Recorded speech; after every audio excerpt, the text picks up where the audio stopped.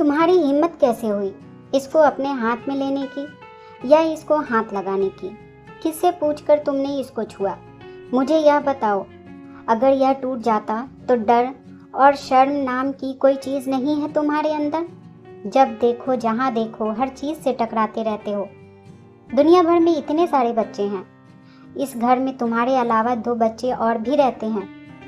उन्होंने तो कभी कुछ नहीं छुआ, तो तुमने कैसे छुआ? बताओ, अगर यह टूट जाता तो क्या करते? अगर यह टूट जाता ना तो मैं तुम्हें छोड़ती नहीं।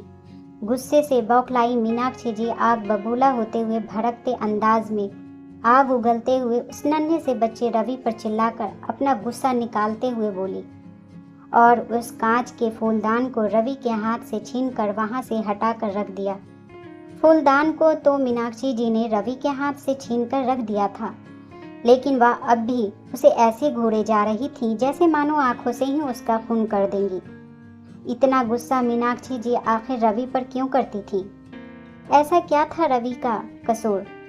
6 साल का एक मासूम नन्हा प्यारा सा बच्चा जिस पर मीनाक्षी जी ने एक फूलदान की वजह से इतना गुस्सा किया था। जब मीनाक्षी जी ने उसे इतनी बुरी तरीके से डांटा और उस पर इतना गुस्सा किया तो रवि बिल्कुल सहम सा गया था। वह मीनाक्षी जी से कह नहीं पाया कि माँ या आपके पैर पर गिरने वाला था। अगर गिर जाता तो आपको चोट लग जाती। मैं तो बस इसलिए इसको यहाँ से हटा रहा था। इतने सारे विचार रवि के मन में आए तो थे, लेकिन डर के मारे उसके मुंह से एक भी शब्द ना निकला। आखिर कौन था वह छोटा सा रवि जो मीनाक्षी जी को माँ भी कह रहा था, और मीनाक्षी जी उस पर इतना गुस्सा क्यों कर रही थी? आइए जानते हैं। दरअसल मीनाक्षी जी का बहुत बड़ा भरा पूरा परिवार था। उनके परिवार में मीनाक्षी जी, उनके पति मुकेश जी और उनके 2 छोटे छोटे बच्चे थे, जिनमें से एक का नाम मुकुल और दूसरे का नाम राकेश था। मीनाक्षी जी के पति मुकेश जी एक छोटे किसान थे और अपनी ही ज़मीन पर खेती करते थे।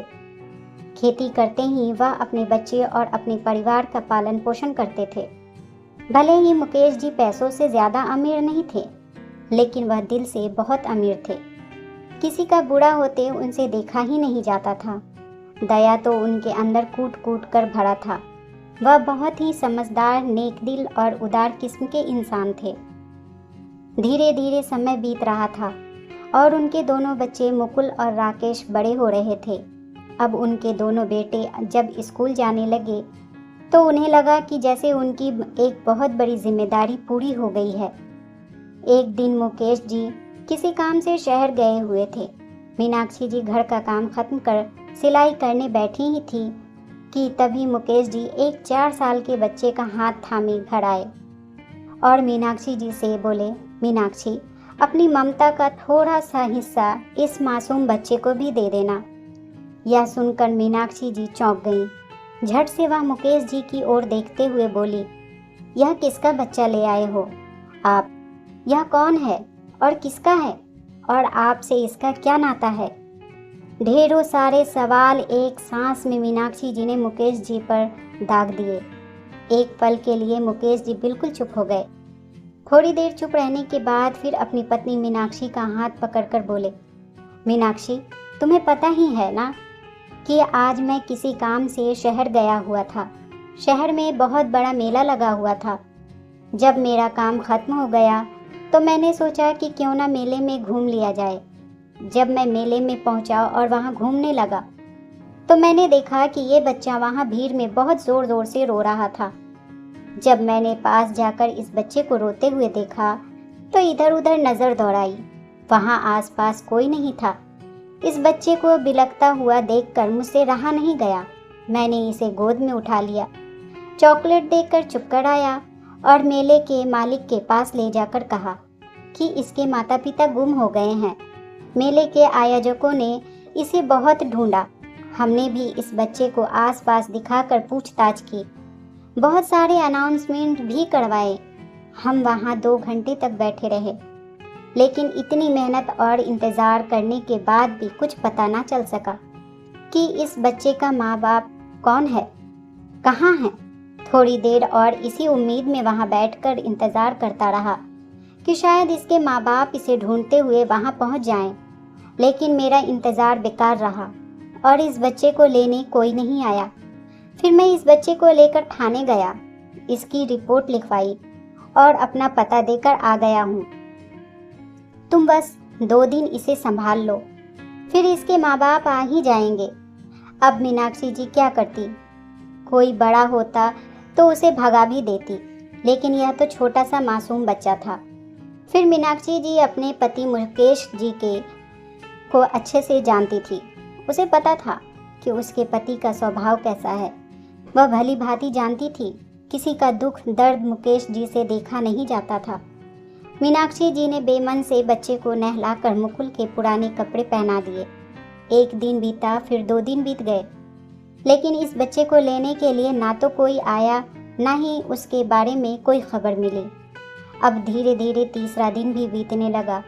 तब मीनाक्षी जी ने अपने पति मुकेश जी से कहा, आप एक बार शहर जाकर पता तो करके आओ। क्या पता इस बच्चे के बारे में कोई जानकारी मिल जाए या पता चल जाए कि यह बच्चा कहाँ का है, किसका है और इस मेले में कहाँ से आया। अब मीनाक्षी जी की बातें सुनकर मुकेश जी शहर गए और थाने भी गए। तब पुलिस ने कहा कि अभी तक कोई सुराग नहीं मिला है, जैसे ही कोई जानकारी मिलेगी हम आपको जानकारी दे देंगे। धीरे धीरे 2-4 दिन और बीत गए। फिर से मीनाक्षी जी ने मुकेश जी को थाने जाकर पता करने को कहा। इस बार जब मुकेश जी थाने पहुंचे तो पुलिस ने कहा, इस बच्चे को लेने कोई नहीं आया। अब बस एक ही उपाय है, क्योंकि बच्चा बहुत छोटा है। अब तुम ही इसके पिता बन जाओ। अब सच तो यह था कि इन कुछ दिनों में मुकेश जी को इस बच्चे से लगाव हो गया था। बस अब मीनाक्षी जी और मुकेश जी कर भी क्या सकते थे। मुकेश जी ने पुलिस की बात मान ली और इस तीसरे बच्चे का नाम रवि रखकर उसे अपना सबसे छोटा बेटा मान लिया।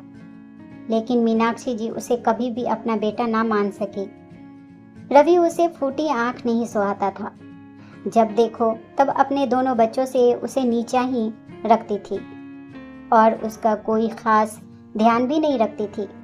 कोई बात हो या ना हो, वो हमेशा रवि को डांट देती थी। बात बात पर उसे झिड़कती थी, लेकिन रवि उसकी डांट खाकर कुछ नहीं कहता था। वह बस चुपचाप मीनाक्षी जी की डांट सुनता रहता था, क्योंकि वह तो मीनाक्षी जी को पूरी तरह अपनी मां मान चुका था। अब धीरे धीरे मीनाक्षी जी और मुकेश जी के दोनों बेटे मुकुल और राकेश बड़े हो गए थे।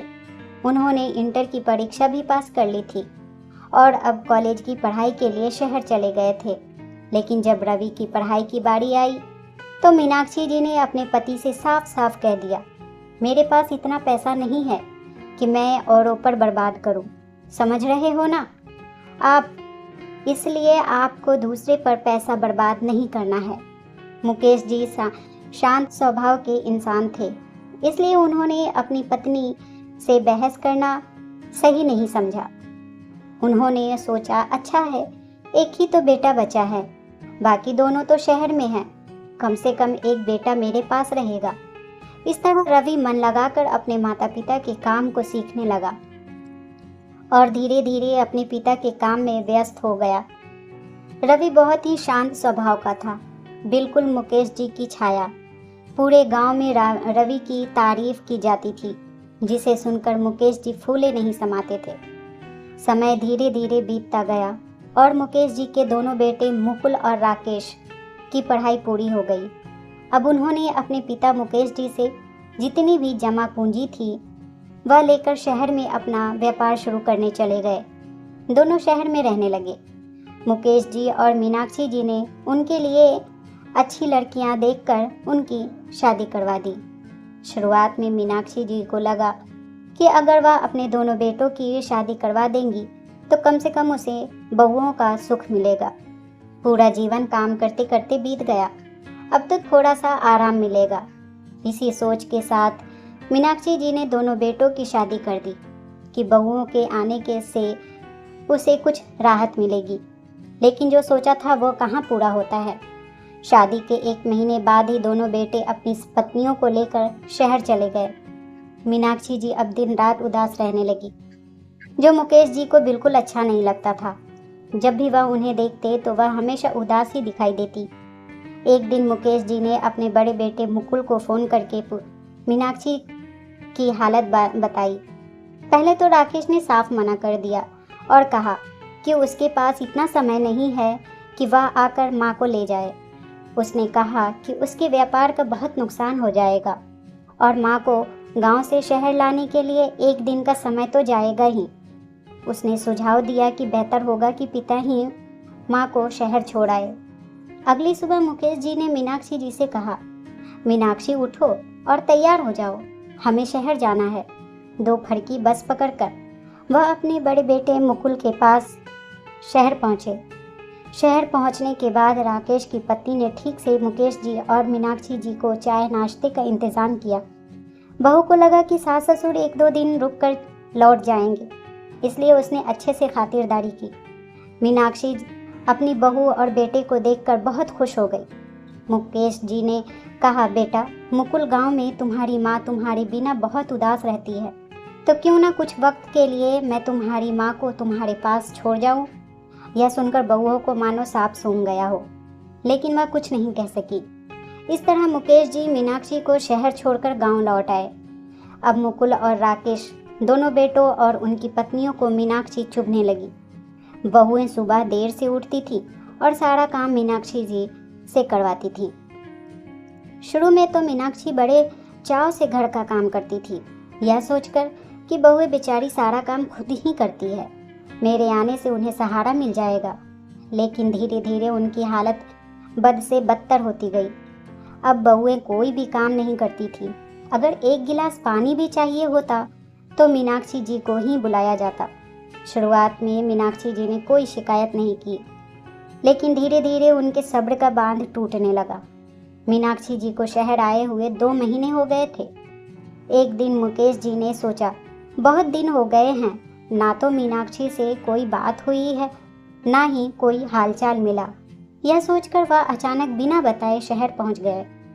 जब वह बेटे के घर पहुंचे तो जो नज़ारा उन्होंने देखा, उसे देखकर उनकी आंखें फटी की फटी रह गई। घर में पार्टी चल रही थी और उस पार्टी में मीनाक्षी जी वेटर की तरह काम कर रही थी।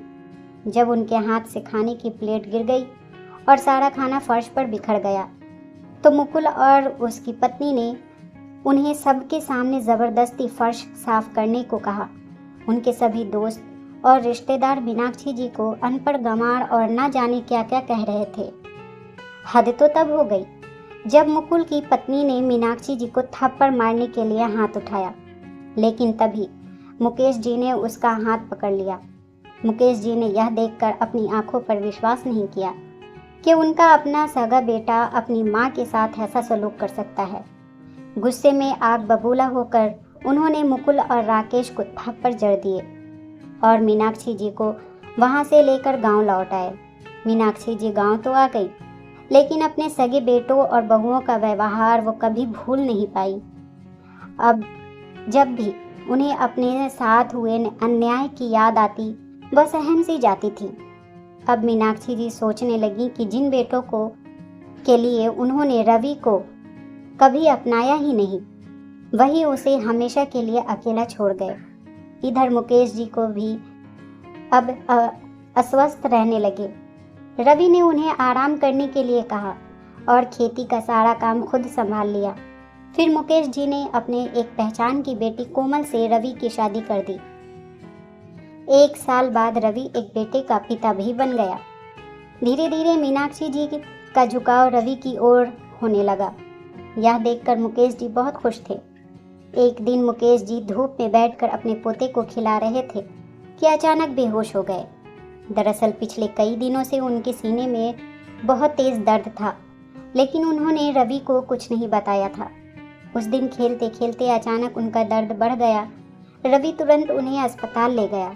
डॉक्टर ने बहुत कोशिश की, लेकिन घंटे भर बाद भी मुकेश जी ने आखिरी सांस ले ली और हमेशा के लिए इस दुनिया को छोड़ दिया। जब दोनों बेटों को इसकी खबर की सूचना दी गई कि उनके पिता अब इस दुनिया में नहीं रहे तो वह आए। जैसे जैसे सभी क्रियाक्रम खत्म हुए तभी उनके दोनों बेटों ने अपनी माँ से ज़मीन जायदाद की बात की और फिर अपने शहर लौट गए। रवि अब अपनी माँ यानी मीनाक्षी जी का अधिक रूप से ख्याल रखता था। हर छोटी से छोटी ज़रूरत का कब किस समय और कौन सी चीज़ माँ को चाहिए होगी, वह इस बात का खास ध्यान रखता था। एक दिन जब रवि अपने खेत के काम से लौटा तो उसने देखा कि उसकी पत्नी कोमल मीनाक्षी जी से बहुत तेज आवाज़ में और बदतमीजी से बात कर रही थी। वह कह रही थी, माँ जी, जब चला नहीं जाता तो एक जगह बैठी क्यों नहीं रहती? कभी पानी गिरा देती हैं तो कभी खाना गिरा देती हैं। अरे मुझे तो यह समझ नहीं आता कि आपके पैरों में पहिए तो नहीं लगे हैं? बुढ़ापे में भी आपको चैन नहीं है, जो इधर उधर भटकती रहती हैं। अरे अगर कोई काम ना हो तो कम से कम आराम से तो बैठ ही सकती हैं। जब रवि ने यह सुना तो उससे बिल्कुल भी बर्दाश्त नहीं हुआ। उसने बाहर गेट से ही जोर से चिल्लाकर कहा, कोमल, माँ से बात करने का यह कौन सा तरीका है तुम्हारा? या फिर तुम भूल गई हो कि तुम किससे बात कर रही हो? ऐसी बात कहने की तुम्हारी हिम्मत कैसे हुई? यह मत भूलो कि वह मेरी माँ है। अगर आज वह ना होती तो ना मैं यहाँ होता और ना ही तुम यहाँ होती। मेरी माँ ने कितने कष्टों से मुझे पाला है। अरे यह तो वो माँ है जिन्होंने मुझे तब अपने गले से लगाया था जब मेरे अपने घर वालों ने मुझे दर दर की ठोकरें खाने के लिए छोड़ दिया था। अपने घर में सहारा दिया, अपनी छत्र छाया में पाला पोसा। मेरे लिए तो मेरी माँ ईश्वर है और तुम मेरे ईश्वर के आगे उल्टा सीधा बोल रही हो। तुम्हें तो शर्म आनी चाहिए। यह मत भूलो कि यह घर आज भी उन्हीं का है। यह बात हमेशा याद रखना। तुम जो चाहो हमसे कह सकती हो, लेकिन तुम उनको कुछ नहीं कहोगी। यह घर उनका है, वो जैसे रहें जहाँ बैठे, यह उनकी मर्जी। रवि ने गुस्से में अपनी पत्नी से कहा, लेकिन कोमल बस कहती रह गई। रवि ने उसकी एक ना सुनी। आज मीनाक्षी जी को एहसास हुआ कि रवि उन्हें कितना मान देता है। सही मायने में एक बेटे का फर्ज तो यही होता है। कुछ दिनों पहले जब उनकी सांस तेज तेज चलने लगी थी तो रवि कितना घबरा गया था।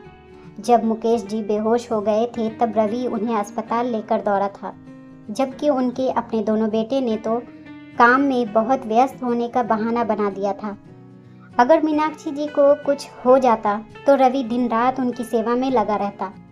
वहीं दूसरी तरफ उनके अपने बेटे, जिनका उन्होंने हमेशा ध्यान रखा, जिनकी हर छोटी बड़ी ज़रूरत पूरी की, वह अपने पिता की मौत में आए भी तो ऐसे जैसे मीनाक्षी जी पर एहसान कर रहे हों, और आने के बाद भी अगर उन्होंने कोई बात की तो सिर्फ ज़मीन और जायदाद की। उन्होंने यह नहीं सोचा कि हमारी माँ पिताजी के बिना कैसे रहेगी, हमें उन्हें दिलासा देना चाहिए या नहीं। वो तो बस लालची थे, पैसे के भूखे थे। आज मीनाक्षी जी को अपनी गलती का एहसास हो रहा था। वह रवि के साथ किए गए अपने बर्ताव के लिए मन से दुखी थी। जिस बेटे के साथ उन्होंने बचपन से भेदभाव किया था, आज उसी बेटे ने उनके सुख दुख में साथ दिया। यही सोच सोच कर मीनाक्षी जी शर्म के मारे गड़ी जा रही थी। एक दिन मीनाक्षी जी के दोनों बेटे मुकुल और राकेश गांव आए। वह मीनाक्षी जी से कहने लगे, माँ, रवि को इस घर में लाने वाला तो चला गया, अब आप उसे भी घर से जाने के लिए कह दीजिए। पता नहीं बचपन में बाबा इसे कहाँ से उठा लाए थे। कौन है कौन नहीं, किसका है किसका नहीं, हमें इसका क्या पता। पढ़ाया है पढ़ाया ही रहेगा। और माँ, वैसे भी पढ़ाया का क्या भरोसा, किसी दिन सब लेकर गायब हो गया तो हम लोग क्या करेंगे। उन दोनों को लगा कि मीनाक्षी जी उनकी बातों में आ जाएंगी और उनके कहे अनुसार ही बात करेंगी। थोड़ी देर तक मीनाक्षी जी अपने बेटों की बातें सुनती रहीं, फिर एकदम से गुस्से में तमतमाकर बोली, चुप रहो मुकुल। मीनाक्षी जी अपने बेटों पर जोर से चिल्लाई, अरे नालायकों, एक बात बताओ, ऐसा सोचने की तुम्हारी हिम्मत कैसे हुई? रवि मेरा बेटा है, कैसे कह दिया तुमने इसके बारे में इतना सब कुछ? तुम्हें शर्म नहीं आई? रवि तुम्हारा छोटा भाई है, अगर उसका सम्मान नहीं कर सकते तो तुम्हें यहाँ आने की ज़रूरत भी नहीं है, समझे? तुम दोनों अब यहाँ से जा सकते हो। लेकिन माँ मेरा मतलब था मुकुल, और राकेश की आवाज़ लड़खड़ाने लगी। लेकिन आज मीनाक्षी जी का ऐसा रूप देखकर रवि दंग रह गया। बचपन से जिसे वह मन मान देता आया था, जिसे देवी मानकर पूजा करता आया था, आज उसके दिल में अपने लिए ममता और प्यार देखकर खुशी से उसकी आंखें छलक उठी। पहली बार उसने अपनी माँ को अपने दिल से अपनाते हुए देखा। आज मीनाक्षी जी को इस बात की खुशी थी कि देर से ही सही, पर उन्होंने सही फैसला लिया। उन्होंने अपने दोनों बेटों को अपनी जायदाद से बेदखल कर दिया और सारी जायदाद रवि के नाम कर दी। अब अपने गांव में रवि अपनी पत्नी, अपने बेटे और अपनी माँ के साथ खुशी खुशी रहने लगा, और मीनाक्षी जी भी रवि के साथ खुशी खुशी अपना जीवन गुजारने लगी। दोस्तों, यह थी हमारी आज की कहानी। आज की कहानी आपको कैसी लगी कमेंट बॉक्स में ज़रूर बताएं। वीडियो अच्छी लगी हो तो लाइक और शेयर करना ना भूलें। चैनल को सब्सक्राइब ज़रूर कर दें। अगर आप इस चैनल पर नए हैं तो मिलते हैं एक ऐसी ही नई कहानी के साथ एक नई वीडियो में। तब तक के लिए धन्यवाद।